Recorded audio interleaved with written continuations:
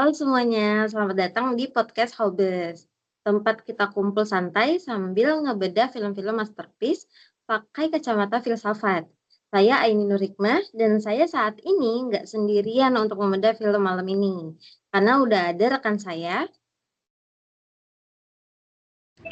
Halo semuanya, perkenalkan nama saya Faras. Jadi di sini saya akan menemani Kak Aini ya. Dan malam hari ini studio kita tuh super ramai banget karena ada 6 pembicara. Kira-kira siapa aja ya? Boleh dong perkenalkan diri masing-masing. Hai, nama aku Sri Rianti, biasa dipanggil Yanti. Aku di sini akan membawakan review dan di sebelahku ada tim Descartes.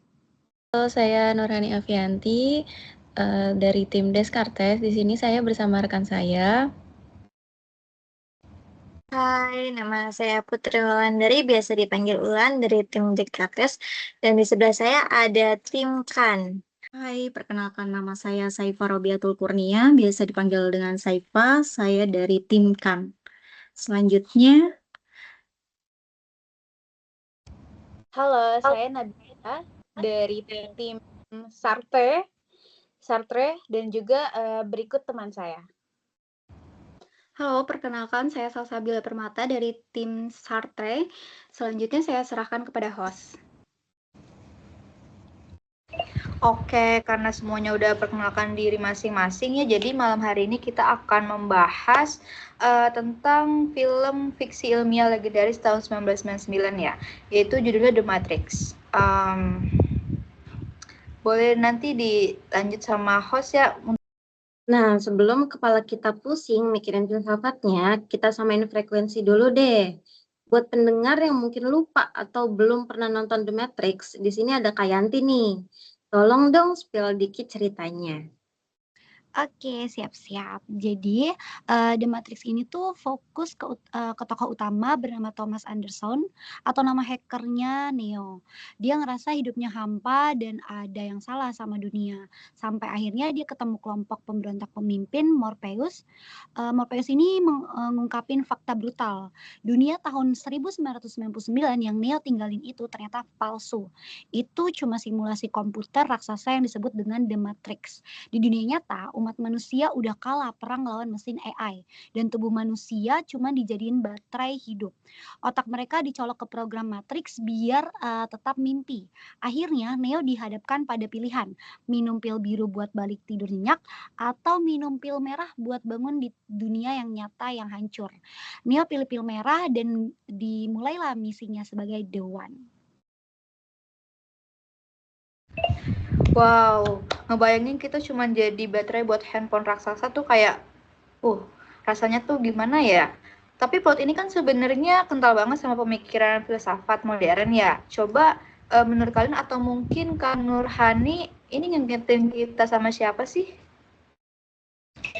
Wah, ini sih Descartes banget. Di abad ke-17, Bapak filsafat modern René Descartes punya metode yang namanya keraguan metodis. Dia nanya, gimana saya bisa yakin dunia ini nyata dan saya nggak lagi mimpi? Descartes bahkan bikin eksperimen pikiran ekstrim soal genius malignus atau iblis penipu. Gimana kalau ada roh jahat super kuat yang menipu semua panca indera kita secara total? Nah, benar banget nambahin dari Nurhani. Jadi kalau memakai kacamata Descartes di The Matrix itu ada iblis penipu. Nah, itu tuh hadir sebagai AI yang memasukkan seluruh persepsi manusia. Indra yang selama ini dipercaya ternyata bisa sepenuhnya menipu, bahkan lebih meyakinkan daripada mimpi. Nah, pertanyaannya sama seperti Descartes, yaitu jika semua bisa palsu, apa yang masih pasti benar. Di sini berlaku cogito ergo sum, yang artinya aku berpikir maka aku ada. Saat Neo meragukan realitasnya, justru keraguannya itu membuktikan bahwa kesadarannya itu nyata. Nah, karena itu kepastian pertama Neo bukan dunia luar atau tubuhnya, melainkan pikirannya sendiri. Seperti Descartes, ia menemukan bahwa dasar kebenaran ada pada kesadaran yang sedang berpikir. Wah, masuk akal banget nih. Berarti apa yang kita lihat, dengar, dan kita rasa itu belum tentu punya wujud aslinya ya. Bisa aja itu cuma ilusi aja ya. Nah, kalau dari soal indera nih, ada satu adegan yang bikin nyesek sekaligus mikir pas Cyper makan steak enak di dalam Matrix. Padahal dia tahu itu nggak nyata. Itu kalau dari kacamata filsuf Immanuel kan gimana? Oke, baik.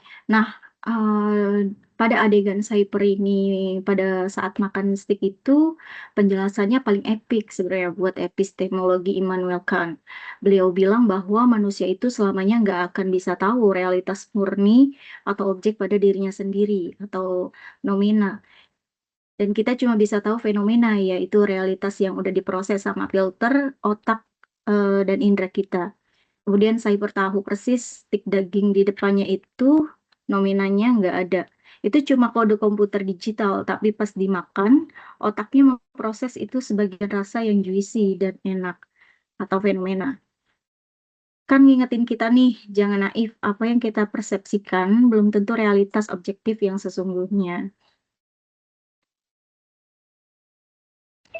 Wow, jadi kita terperangkap di persepsi kita sendiri ya. Tapi dari semua adegan, yang paling ikonik itu kan waktu milih pil merah atau pil biru. Menurut kalian atau Kak Nabila dan Kak Salsa, ini kental banget sama eksistensialismenya kan? Wah, bener banget. Adegan pil merah dan pil biru itu sebenarnya adalah puncak dari filsafat modern yang berpusat pada manusia atau antroposentrisme. Di sini tuh kita masuk ke ranahnya Jean-Paul Sartre, tokoh eksistensialisme yang terkenal banget dengan kalimat existence precedes essence atau eksistensi mendahului esensi. Maksudnya gini, kalau benda kayak HP atau kursi, mereka itu dibuat udah ada tujuannya. HP misalnya untuk berkomunikasi, kursi itu untuk duduk. Lalu, tapi kalau misalnya kita sebagai manusia, kata Sartre itu kita lahir dulu nih, baru setelah itu kita sendiri yang menentukan tujuan kitanya nanti.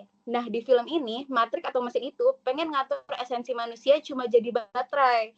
Tapi Morpheus datang dengan ngasih pilihan lewat pil itu. Pil biru itu melambangkan apa yang disebut Sartre sebagai bad vibe atau mungkin takdir buruk kali ya. Atau mau face void, itu kondisi di mana kita milih buat jadi robot sistem, pura-pura nggak punya pilihan apa-apa, jadi kita cuma ngikutin sistem aja dan hidup dalam ilusi yang nyaman supaya nggak perlu mikir susah. Cyber yang pengen balik ke Matrix itu contoh nyata orang yang hidup dalam takdir buruk atau bad vibe. Nah, kalau pil merah itu melambangkan kebebasan yang radikal. Sartre bilang, kita itu dikutuk untuk bebas. Kebebasan itu berat. Loh, pas Neo milih pil merah, dia tuh sadar dunianya hancur, makanya nggak enak, dan hidupnya terancam. Tapi dia itu otentik. Dia bukan lagi produk mesin, tapi dia adalah subjek yang punya otoritas penuh atas hidupnya. Jadi menurut aku sendiri, The Matrix itu bukan cuma soal lawan robot, tapi soal keberanian manusia buat bangun dari tidur dan berani ambil tanggung jawab atas pilihannya sendiri sepahit apapun realitasnya. Seperti itu. Nah, dari penjelasan Nabila tadi, saya ada sedikit tambahan. Menurut saya, pil biru itu sama dengan apa yang Sartre sebut dengan bad faith atau hidup dalam kebohongan, yang biasa kita sebut juga dengan itikat buruk. Nah, seperti Cyper yang memilih balik ke Matrix karena nggak kuat nanggung beban kebebasan di hidup nyata. Eksistensialismenya mengajarkan bahwa manusia itu otentik seperti Neo, adalah manusia yang berani mengambil pil merah yang sudah dijelaskan tadi sama Nabila. Dia berani mengambil realitas dan bertanggung jawab penuh atas kebebasan dan berapapun pahitnya dia akan menanggung dan bertanggung jawab atas pilihannya. Wah, dalam banget ya. Kita udah dibongkar habis-habisan lewat kacamata Descartes, Kant, dan Sartre. Sekarang saya mau nanya nih ke kalian, refleksi pribadi kalian nih gimana? Emangnya The Matrix ini sangat relevan buat kehidupan kita di tahun ini? Mungkin bisa dijawab oleh Kak Salsa dan Kak Yanti. Dari pertanyaan host tadi, apakah sangat relevan bagi saya? Menurut saya sangat relevan karena kita hidup dalam matriks bentuk baru, yaitu media sosial dan algoritma. Berapa banyak dari kita yang memilih pil biru alias hidup nyaman di dunia nyata, pamer kehidupan yang difilter fenomena, dan malah melupakan dunia nyata yang ada di sekitar kita. Kita sering dijajah sama gengsi dan likes tanpa sadar kita lagi diperbudak sama sistem. Setuju banget. Makna yang saya ambil dari film ini adalah pentingnya keberanian untuk bangun, sama kayak Neo. Kita harus punya pemikiran kritis kayak Descartes, sadar akan batas indera kita, kayakan, dan berani bertanggung jawab atas pilihan hidup kita sendiri. Gak cuma ikut-ikutan kerumunan kayak Sartre.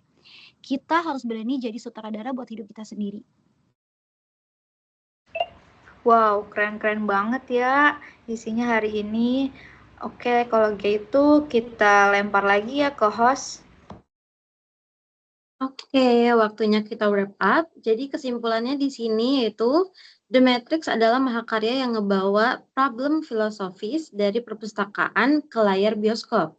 Descartes ngajarin kita buat meragukan realitas, dan di sini ada Kant yang ngajarin bahwa kita punya batasan dalam mempersepsikan dunia, dan ada Sartre nih yang nantang kita buat berhenti hidup dalam bad faith dan mulai ngerangkul kebebasan secara otentik. Oke, jadi pertanyaannya buat kalian yang lagi nonton podcast ini, kalau hari ini kalian disodorin 2 pilihan, kalian berani ambil pil merah atau mending tidur nyenyak pakai pil biru? Tulis di kolom komentar ya. Oke, terima kasih buat semua pembicara yang udah hadir, dan terima kasih buat teman-teman yang udah nonton sampai habis. Saya Aini Nurikma. Oke, dan saya Faras. Kami dari kelompok 17. Izin pamit undur diri. Bye-bye. Bye.